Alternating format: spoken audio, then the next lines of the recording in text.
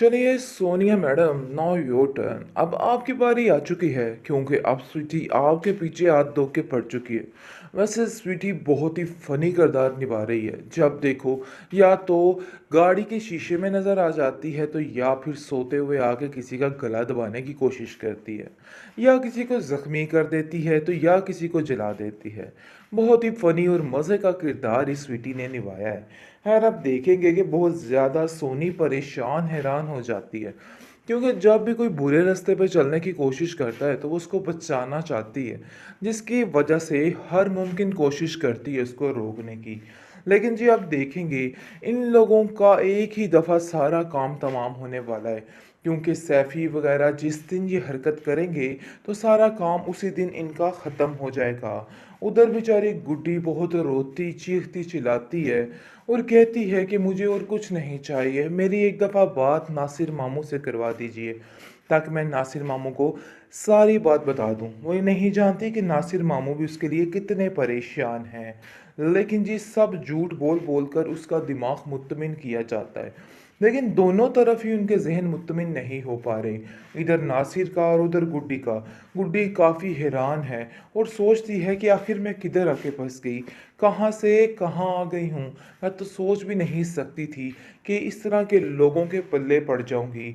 नासिर कहता है कि मैं बहुत जल्द गुड्डी के पास जाना चाहता हूँ, जिस पर सैफ़ी कहता है कि तुम्हारा दिमाग ख़राब हो चुका है। अरे भाई, मेरी चाची समझेगी कि हम तो उसका ख्याल नहीं रख पा रहे, जिसकी वजह से शक कर रहे हैं और बार बार आ रहे हैं। तुम क्यों इस तरह की हरकतें कर रहे हो? छोड़ दो उसकी जान, उसको वहाँ पे सुकून से रहने दो। उधर उसका सोबिया बहुत ख्याल रख रही है, इसलिए इधर लाकर उसको मज़ीद परेशान करने की कोई भी ज़रूरत नहीं है। मैं नहीं चाहता हूँ कि वो इधर आके परेशान हो। आगे से आप देखेंगे कि वो उसकी बातों को लेके काफ़ी ज़्यादा हैरान भी होता है कि क्यों वो उसको उससे दूर रखने की कोशिश करता है। दूसरी तरफ औरंगज़ेब अब इस बात के पीछे पड़ गया और कहता है कि मुझे जो मर्ज़ी हो जाए, सारे सबूत चाहिए। सारे सबूत दो, फिर जाकर कुछ मैं करूँगा, वरना ऐसे इंसान पर अब भरोसा करना मेरे लिए बहुत बड़ी बेवकूफ़ी बनती जा रही है, और तुम भी इन बेवकूफ़ों की तरह इनके साथ मिलती जा रही हो। है, और ये बात आपको भी जाननी होगी। जिस पर वो काफ़ी हैरान होता है और कहता है कि मुझे तो ऐसा लगता है कि जैसे बहुत बड़ी गेम चल रही है पीछे, कुछ ना कुछ ऐसा होने वाला है कि हम पर ही पड़ेगा, इसलिए हमें थोड़ा मोहतात रहना होगा। लेकिन आप देखेंगे कि शाजी कहती है कि एक तो मैं आपको उसके मारने की इतनी अच्छी तरकीब बता रही हूँ, और एक आप हैं कि फ़जूल की फ़जूल बातें करके सारा मामला ही ख़राब कर रहे हैं। औरंगज़ेब कहता है हमें हर कदम फूंक फूंक कर ही रखना होगा। तुम्हारा वो हश्र होगा कि तुम याद रखोगी, क्योंकि सारी ज़िंदगी जब जेल की चक्कियाँ बैठ के पीसेगी ना, तो इसकी अक्ल टिकाने आ जाएगी। इसने जो कुछ किया है, इसकी सज़ा इस औरत को मिलकर ही रहेगी। बहुत सताया, बहुत रुलाया बेचारी गुड्डी को। गुड्डी खून के आंसू रोती रही और इसका बुरा हश्र होता रहा, लेकिन ये चंडालन ने उसकी ज़िंदगी ये चीरन करने में कोई कसर न छोड़ी। लेकिन अब इसको अंदाज़ा हो जाएगा कि भाई नहीं, स्वीटी से पंगा बिल्कुल नहीं चंगा।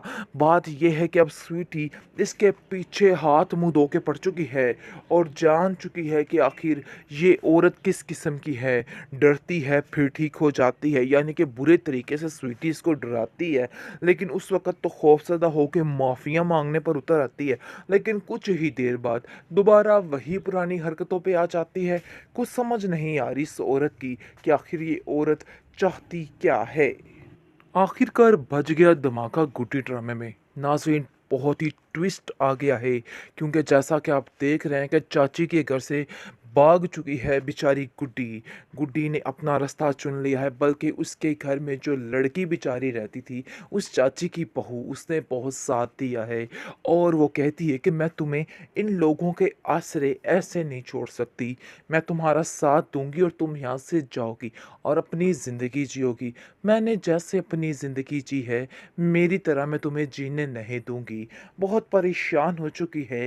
लेकिन जी, आप देखेंगे कि जैसे ही सैफ़ी बाबा को इस बात का इल्म होता है कि आखिर उसकी गुड्डी गई तो गई कहाँ, वो आता है और आकर सारा माजरा देखता है और कहता है कि आखिर गुड्डी को रातों रात क्या हो गया?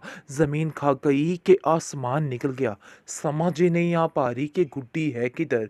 जिस पर उसकी चाची जान उसको कहती हैं कि अरे भई मुझे तो पता ही नहीं चला, इसमें ज़रूर किसी की साज़िश है।